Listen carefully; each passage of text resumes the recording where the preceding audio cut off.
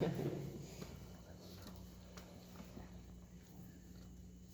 have my readers with me. Ed never did. So when Michael asked me to say a few words, I was I didn't know what to think. I hadn't known Ed that long. When I look at all of you.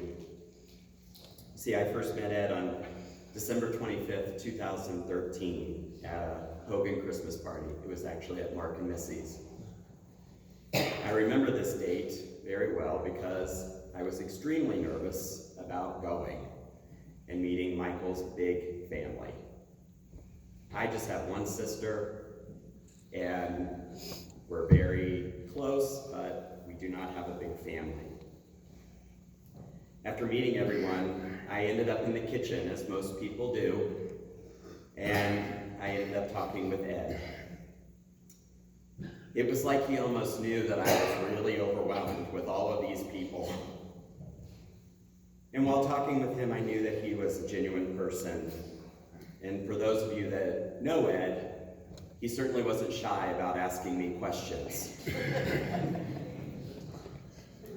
I didn't see Ed again until the following year in October, when he and Bernadette came to a housewarming party that Michael and I had.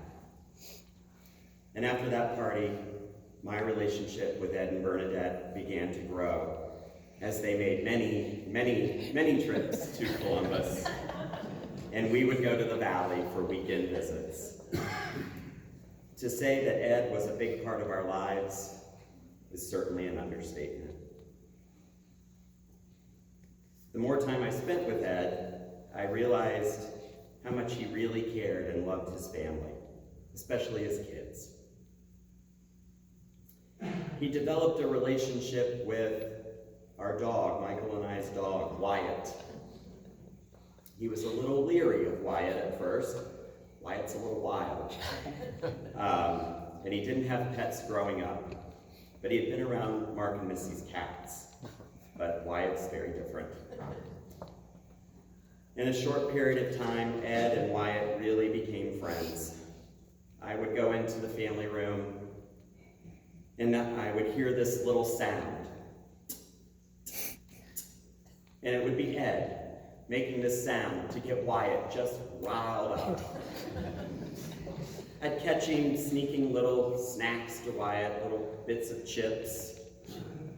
And then they would fight over the same spot on the couch. I think Wyatt got Ed ready to meet Jeffrey and Jordan's puppies, Maglio and Henry. When Ed and Bernadette came to Columbus for a visit, or a vacation, as Michael and I like to say, there was really never a time that he didn't ask about my job, Michael's job, how much vacation I had, who I'd fired, if I had any business trips coming up, if the antique booth was in the red or black, and if the convertible had been out of the garage. Of course, I would always ask Ed, how was the drive up? The response was always the same, and this is an Edism. He would say, short and sweet.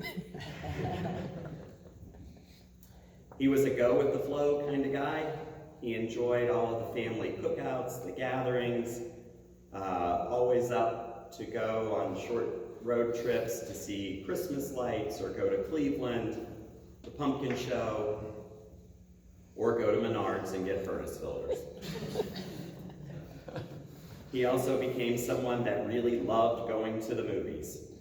At his last visit to our house, which was the beginning of September, one of the first things he said to Michael and I was, "Are we going to the movies?" When we planned a visit to come down to the valley, I'd hear Michael talking to his mom on the phone. And in the background, I'd hear Ed say, "Is Wyatt coming?" And then usually the next thing he would ask is Todd going to bring, and you can insert whatever power tool, yard equipment, whatever, there. because there was usually a list that Ed had in his mind that I was going to do. However, once we got to the valley, Ed was always a pleasant host, and he always made sure that there was plenty of pop, snacks, ice cream, and coffee was always made in the morning. Over the years, I became the guy that helped Ed do things around the house and with the car.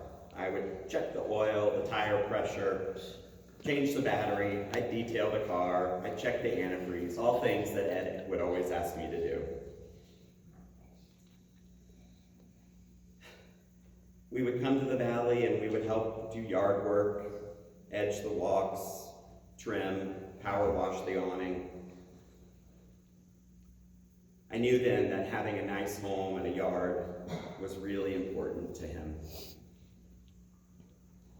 When I'd wash his car at my house, he'd usually wander outside and he'd watch me from a distance, overseeing my work. But while he was out there, I would always ask him about his younger days and what he was like and what he liked to do. I found out that he had a Mustang. He wrecked it, but he loved it. He used to tell me he'd clean Bernadette's new Pontiac T37. We talked about music. We talked about him flying to Hawaii after he completed his service in the Navy. And of course, we talked news, weather, and politics. I found out recently that Ed's love of his family started really early. When he was a boy, he made sure that his family was provided for. He'd do odd jobs, paper route, shovel snow, wash cars. He wanted to make sure that his mom always had a Christmas tree and there were gifts under that tree to open on Christmas morning. He helped his brothers when he could with their college. He made sure that his nieces and nephews had gifts. And in later years, he would care for his mom with Bernadette. Now we get to the good stuff. I asked Bernadette recently, what made you decide to go out with Ed? Because he had pursued her for quite a long time. The answer was simple, and I quote from Bernadette. He was just a nice guy. He would do anything for me, and everyone liked Eddie. I have to say that continued throughout their 47 and a half years of marriage. Ed treated her like a queen. There was always a card on the TV from Ed for special occasions. He always had her coffee ready when she got up, and it didn't matter if they were at our house or at her house. He did the laundry. He dried the dishes. And he probably made at least 5,000 trips to the store for Bernadette. I know those girls at the Family Dollar, Marathon, IGA, they're really going to miss Ed, seeing him on a daily basis. They are. When he and Bernadette had their 4 little Hogans,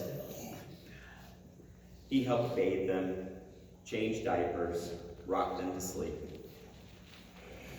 He taught them to ride their bike, throw the football, and he doted on his little girl as any dad would do. Beth Ann was the light of his eye, and even when he and Bernadette came to Columbus, he'd ask, usually, have you talked to Jeffrey? Have you talked to Mark? But daily, he would ask, have you talked with Beth Ann? I think it was just his way of making sure that Beth Ann was okay. He loved being a dad, and I know he was so very proud of each one of you. And then when Cameron was born, he he shifted that proudness to Cameron. He didn't wear his emotions on his sleeve, but you can tell in all of the pictures with the family and that big smile on his face, he was very proud of his kids and very proud to be a dad and a papa. Everyone always liked Ed from the moment they met him. Maybe it was his selflessness. He was always asking how you were before he told you anything about himself. Maybe it was because he was a great host. Always made sure that there were sweets and snacks. Or maybe it was just you never knew what was going to come out of Ed's mouth. He certainly was the real deal, and there's no doubt about that. As I said, I've only known Ed for a little over 9 years, and I know many of you have known him for a lifetime, and I'm sure you can get up here and tell a lot of stories about him. But what I am sure about is that we lost a great man on October 21st, 2022. And I am so very glad that I can call the Ed Hogan family my family.